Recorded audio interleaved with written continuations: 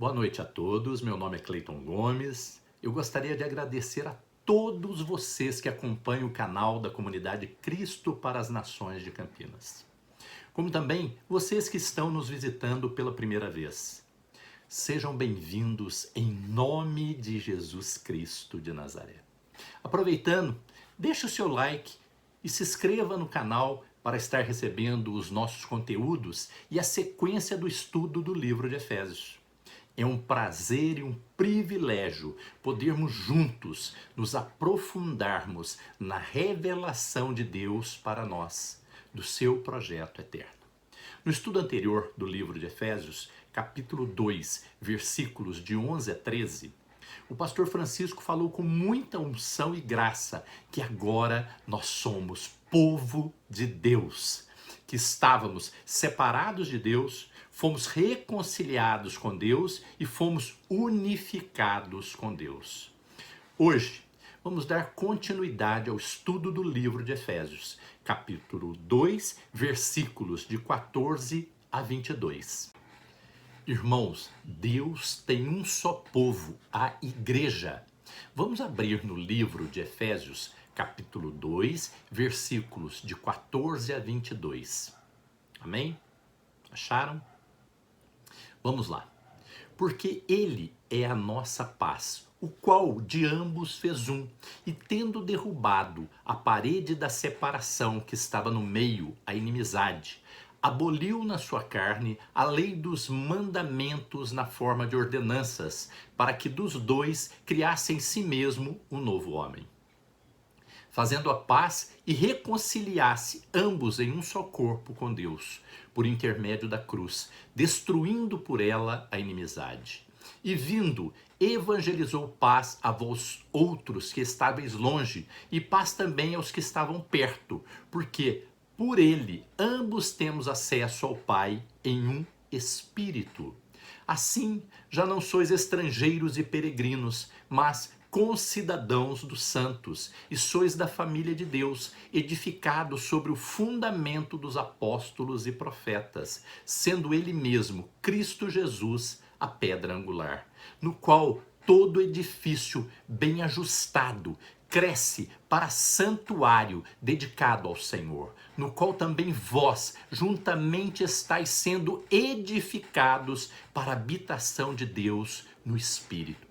Amém, aleluia, nós somos edificados no Espírito Santo de Deus, glória a Deus, aleluia.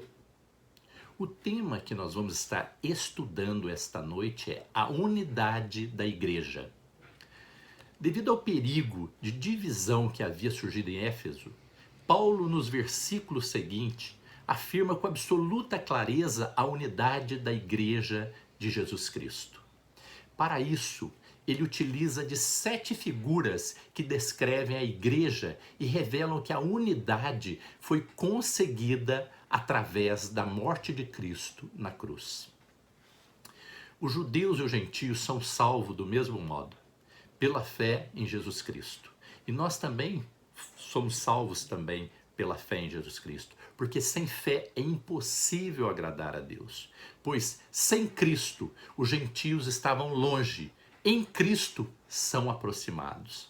Assim, Jesus aboliu as leis cerimoniais que separavam as pessoas umas das outras, como por exemplo, circuncisão, os sacrifícios, os alimentos, as regras acerca da pureza, as festas, os sábados. Irmãos, vamos abrir lá em Colossenses para a gente ter maior clareza. Colossenses capítulo 2, versículo 11. Depois nós vamos para o versículo 16, 21, 22 e 23. Amém? Acharam? O que diz Colossenses capítulo 2, versículo 11? No qual também estáis circuncidados com a circuncisão, não feita por mão no despojo do corpo dos pecados da carne, pela circuncisão de Cristo. 16. Portanto, ninguém vos julgue pelo comer ou pelo beber, ou por causa dos dias de festa, ou da lua nova, ou dos sábados. No 21, não toques, não proves, não manuseis. No 22, as quais coisas todas perecem pelo uso, segundo os preceitos e doutrinas dos homens. O 23, as quais têm, na verdade, alguma aparência de sabedoria, em devoção voluntária, humildade e em disciplina do corpo, mas não são de valor algum, senão para a satisfação da carne. Para que os judeus e gentios fossem reconciliados, a parede do templo que separava foi destruída e o véu foi rasgado. A maldição da lei caiu sobre Jesus. Ele levou na cruz todos os nossos pecados, todos os nossos delitos. Em Jesus, judeus e gentios se tornam um. As 7 figuras que expressam a unidade da igreja. A primeira figura que expressa a unidade da igreja é: a igreja é um só povo. No versículo 14 de Efésios diz: porque ele é a nossa paz, o qual de ambos fez um, e, tendo derrubado a parede da separação que estava no meio, a inimizade. A que se refere Paulo quando fala de uma parede de separação? No átrio do templo, em Jerusalém, havia uma parede que separava o pátio do gentio do pátio dos judeus, que ficavam próximo ao templo. Nesta parede havia uma porta sobre a qual podia ser lida a seguinte inscrição: qualquer gentio que ultrapassar esta porta deve morrer apedrejado. Misericórdia, irmãos. Mas havia. Deus revelou a Paulo que quando Jesus morreu na cruz, não somente o véu do templo foi rasgado, o que implica em que agora temos livre acesso a Deus, mas que também espiritualmente falando, aquela parede que separava judeus de gentios também foi destruída. E por isso o texto diz: de ambos os povos fez um. Cristo, através da sua morte, conquistou a paz e acabou com toda divisão. Agora, a igreja é o povo de Deus, este povo é um só. Podemos repetir isso, irmãos? Agora, a igreja é o povo de Deus e este povo é um só. Aleluia! A segunda figura que expressa a unidade da igreja é: a igreja é um só homem, um novo homem. No versículo 15 de Efésios diz: aboliu na sua carne a lei dos mandamentos na forma de ordenanças, para que dos dois criasse em si mesmo um novo homem, fazendo a paz. Os rabinos fariseus, além da lei, haviam estabelecido centenas de ordenanças e mandamentos que queriam impor sobre todos. Estas ordenanças eram ritos religiosos, costumes e tradições humanas que somente tinham efeito sobre os atos externos das pessoas e que promoviam e estimulavam a hipocrisia e a rivalidade. Não tinha nenhuma transformação espiritual, era carnal, era humano. Cristo satisfez as exigências da lei ao morrer por nós. Por causa de nossa união com Ele, o pecado e a lei estão mortos para nós. Por isso o texto diz: a inimizade, isto é, a lei dos mandamentos que consistia em ordenanças. Vamos clarear mais, vamos abrir lá em Gálatas, capítulo 2, versículos 19 e 20. Amém? Acharam? O que diz lá em Gálatas, capítulo 2, versículo 19? Porque eu, pela lei, estou morto para a lei, para viver para Deus. No 20, já estou crucificado com Cristo e vivo, não mais eu, mas Cristo vive em mim. E a vida que agora vivo na carne, vivo-a pela fé do Filho de Deus, o qual me amou e se entregou a si mesmo por mim. Que declaração maravilhosa, que ato fantástico. Esse é o nosso Deus, esse é o nosso Salvador. Além disso, a morte de Cristo colocou fim à velha humanidade, caracterizada por inimizades e divisões. Em sua ressurreição, Deus criou um novo homem, corporativo, uma nova humanidade. Esta nova humanidade é a igreja. Já não há gentios e judeus. Todos que estão em Cristo são um. Aleluia! Podemos repetir isso? Todos que estão em Cristo são um. Glória a Deus. Amém? A terceira figura que expressa a unidade da igreja é: a igreja é um só corpo. No versículo 16 de Efésios, diz: e reconciliasse ambos em um só corpo com Deus, por intermédio da cruz, destruindo por ela a inimizade. A obra da cruz gerou uma dupla reconciliação com Deus e com os homens. Os madeiros da cruz poderiam ilustrar isso, uma reconciliação horizontal e vertical. Horizontal e vertical. Cristo carregou em seu corpo nossas inimizades, crucificou nosso velho homem egoísta e rebelde e o matou na cruz. Nos reconciliou com Deus e com nossos irmãos e nos uniu em um só corpo. A igreja é um corpo, o corpo de Cristo. A figura do corpo expressa de modo muito forte a unidade da igreja. Um corpo dividido é uma contradição. Todos os crentes de origem judaica ou gentia pertencem à mesma igreja, ao único corpo de Cristo. A quarta figura que expressa a unidade na igreja é: a igreja é um só sacerdócio. No versículo 17 e 18 de Efésios diz: e vindo evangelizou paz a vós outros que estáveis longe, e paz também aos que estavam perto, porque por ele ambos temos acesso ao Pai em um Espírito. No tempo do Antigo Testamento, os únicos que podiam entrar no templo eram os sacerdotes, os descendentes de Arão. O templo se dividia em duas partes separadas por um véu grosso, o Santo Lugar e o Santíssimo Lugar. Os sacerdotes só podiam entrar e ministrar no Santo Lugar. No Santíssimo Lugar entrava somente o sumo sacerdote uma vez ao ano, com o sangue de um animal sacrificado. Desta forma, na antiga aliança, ninguém do povo podia entrar, nem os judeus, os que estavam perto, nem os gentios, menos ainda, porque eram considerados os que estavam longe. Mas agora, por causa da obra de Cristo, ambos temos acesso ao Pai em um mesmo Espírito. Agora todos nós, membros do povo de Deus, somos sacerdotes e temos livre a entrada na presença do Pai, ou seja, ao Santíssimo Lugar. Já não há castas especiais, nem clérigos, nem leigos. Todos nós, filhos de Deus, somos sacerdotes. Somos um povo de sacerdotes. Glória a Deus, aleluia.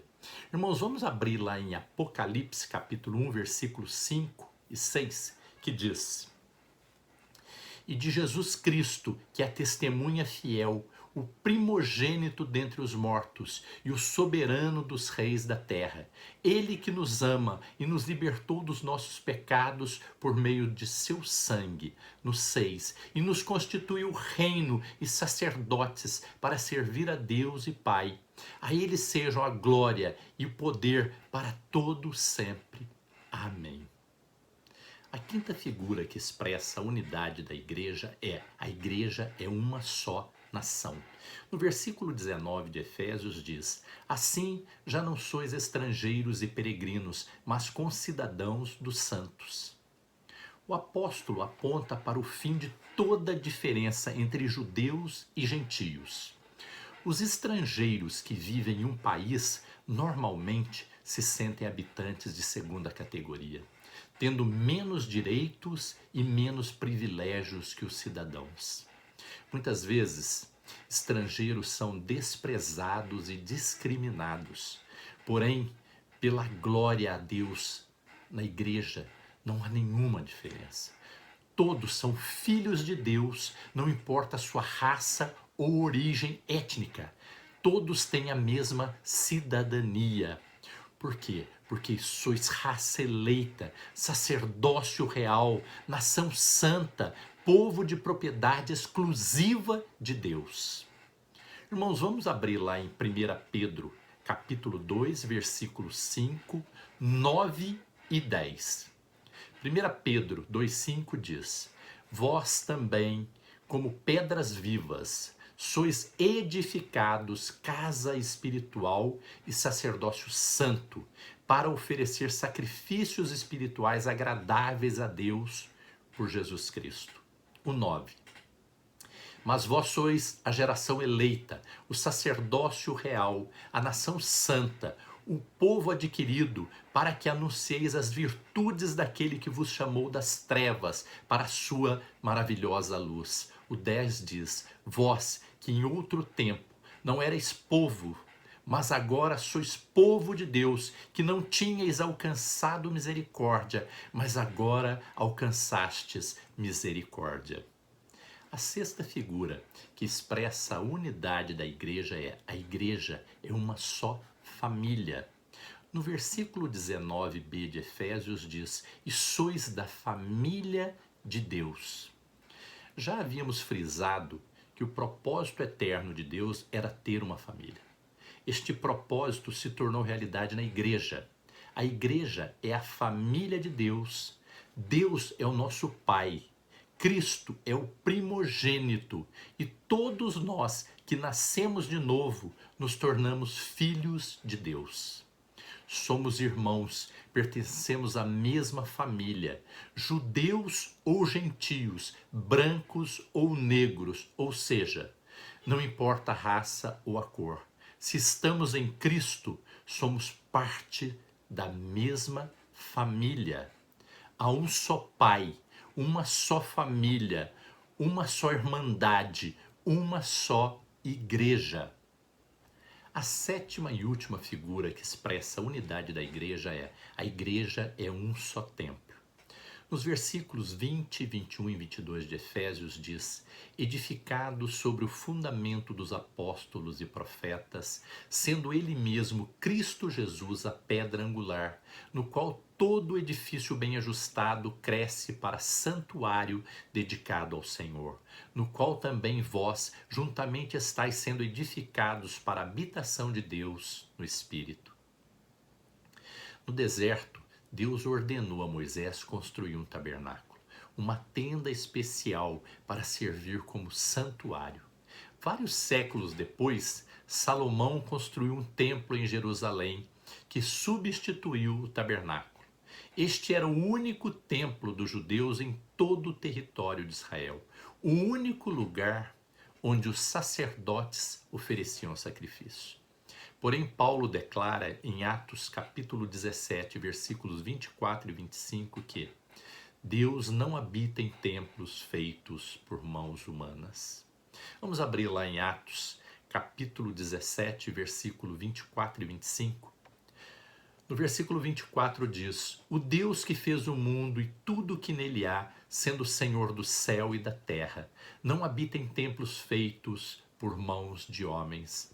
No 25 diz: nem tampouco é servido por mãos de homens, como que necessitando de alguma coisa, pois ele mesmo é quem dá a todos a vida, a respiração e todas as coisas. Então, qual era o significado do templo de Jerusalém?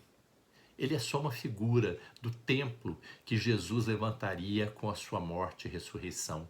Referindo-se ao templo de Jerusalém, Jesus disse: destruam esse templo e em 3 dias eu o levantarei. Mas ele falava do templo do seu corpo. Em João capítulo 2, versículo 19, 20 e 21 diz, vamos abrir lá aí, João capítulo 2, versículo 19, 20 e 21, que diz: Jesus respondeu e disse-lhes: derribai este templo e em 3 dias eu o levantarei. No 20 diz: disseram, pois, os judeus, em 46 anos foi edificado esse templo, e tu levantarás em 3 dias? 21. Mas ele falava do templo do seu corpo. O Novo Testamento ensina que somos templo de Deus. Em 1 Coríntios, capítulo 3, versículo 16 e 2 Coríntios, capítulo 6, versículo 16 diz. Vamos abrir primeiro em 1 Coríntios, capítulo 3, versículo 16 e 17. Vocês não sabem que são santuários de Deus e que o Espírito de Deus habita em vocês? O 17. Se alguém destruir o santuário de Deus, Deus o destruirá. Pois o santuário de Deus, que são vocês, é sagrado.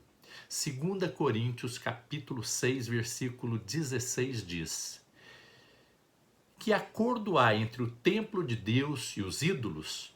Pois somos santuário do Deus vivo.